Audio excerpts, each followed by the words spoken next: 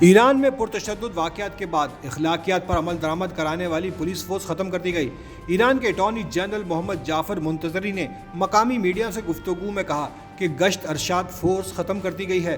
اس اخلاقیات پولیس کا عدلیہ سے کوئی تعلق نہیں۔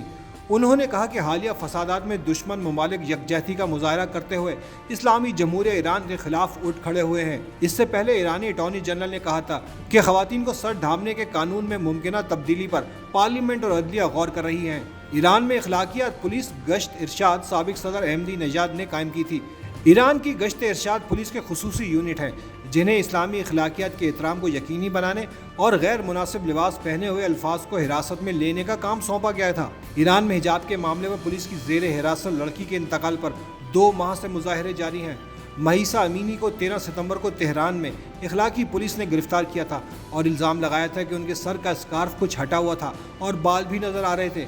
وہ پولیس حراست کے دوران مبینہ تشدد کے بعد کوما میں چلی گئی تھیں اور 3 روز بعد ہسپتال میں دم توڑ گئی تھیں۔ ایران کی پولیس فورس نے ان خبروں کی تردید کی ہے کہ افسران نے انہیں تشدد کا نشانہ بنایا اور ان کے سر پر ڈنڈے سے مارا اور انہیں اپنی ایک گاڑی سے ٹکرا دیا۔